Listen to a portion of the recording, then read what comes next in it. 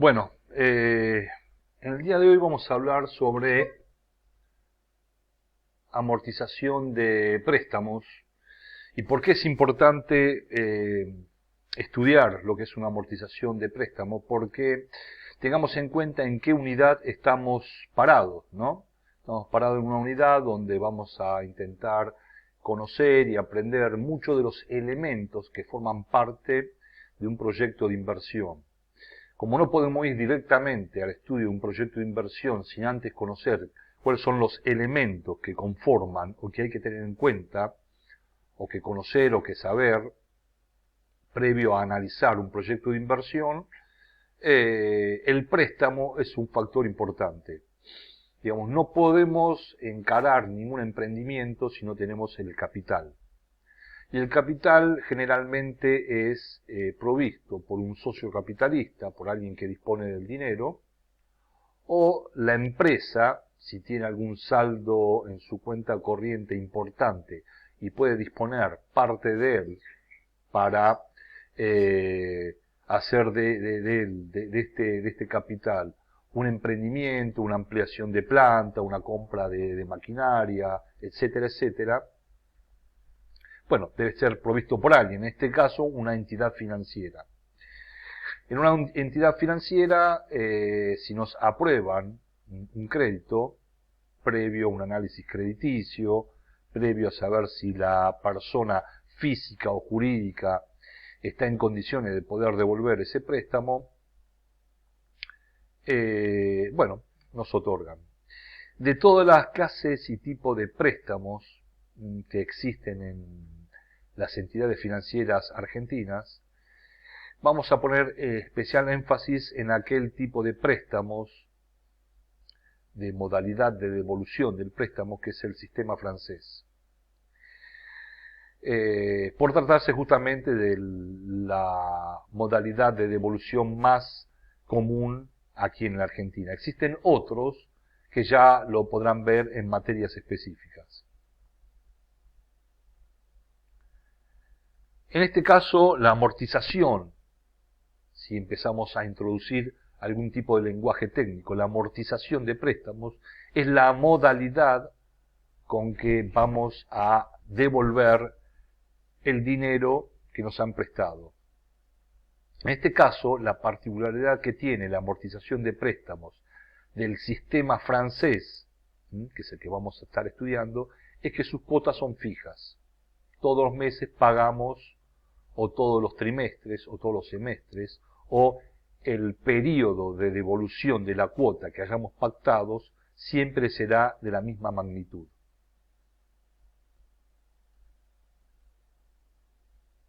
Y tiene más o menos este esquema. Esta distancia que vemos acá, en el eje Y, nos está indicando el valor de la cuota.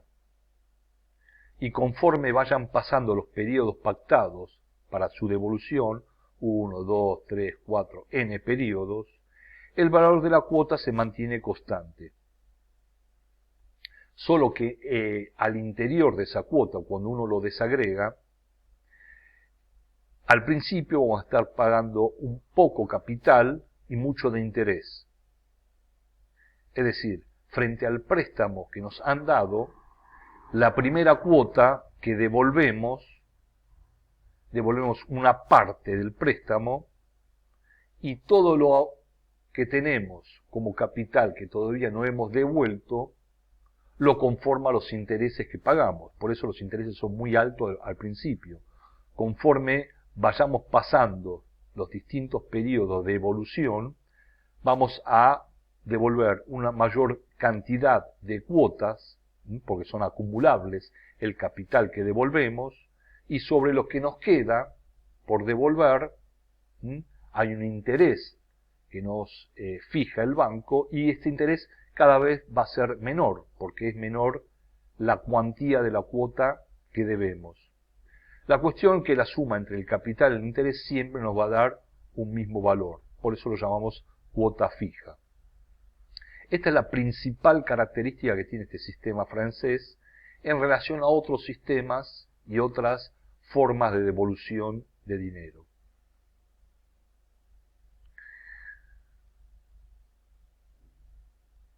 siempre se entiende, obviamente, un concepto cuando lo podemos poner un ejemplo. En este caso hay distintas etapas para poder calcular la modalidad de devolución de un préstamo.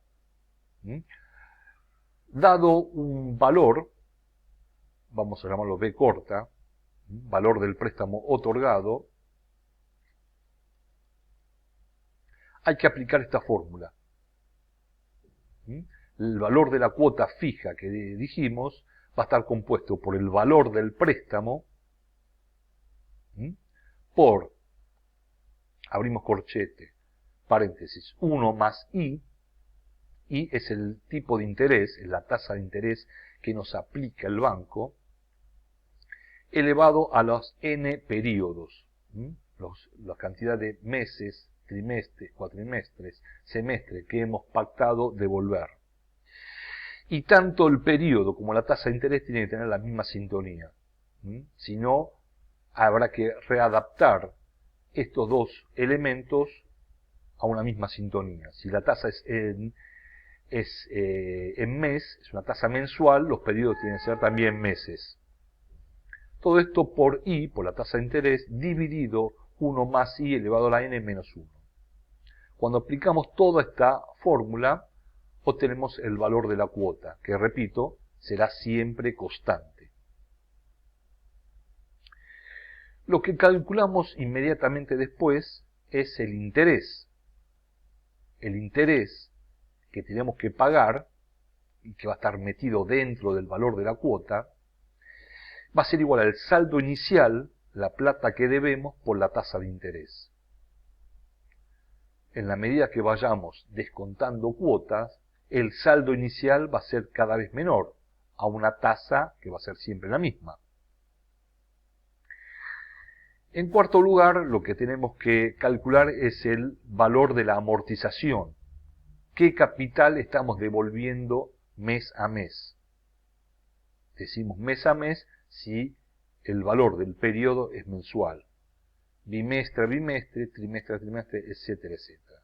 Y va a ser igual al valor de la cuota, que es fijo, menos el interés, que va a ser creciente para este tipo de sistema. Y acá nos va a dar el valor de la amortización, que es la parte del capital que estamos pagando. Finalmente, el saldo final, que es la parte del capital que vamos a deber, va a ser igual al saldo inicial menos la amortización del periodo, menos lo que amortizamos ese mismo mes. Bueno, vayamos directamente a un ejemplo numérico. Dice, un banco ofrece un crédito, o vamos nosotros al banco y solicitamos un crédito de 3 millones de pesos. Y lo pactamos pagar en 4 cuotas mensuales, con una tasa de interés del 1,5 mensual. Como vemos acá no tenemos problema porque las cuotas son mensuales y la tasa es mensual. Confecciona una tabla donde esté expuesta toda la metodología de amortización de préstamos. Entonces, en esta tabla que vamos a usar como ejemplo, vamos a ver paso a paso cómo se calcula. Dijimos que calcular la cuota implica conocer el valor del préstamo, en este caso son 3 millones de pesos lo que pedimos, corchete 1 más 0,015, esto sale de dividir 1,5 dividido 100, 0,015 es el valor de la tasa de interés, elevado a la cuarta, porque son 4 meses, que es el periodo de devolución total del préstamo, por I, por 0,015. Todo eso dividido 1 más 0,015 elevado a la cuarta menos 1. Y el valor de la cuota será de 778.334 pesos con 36 centavos. Dijimos, este valor constante, fijo, los 4 meses. Es decir, cada vez que vayamos al banco a pagar una cuota, este es el valor de la cuota a pagar.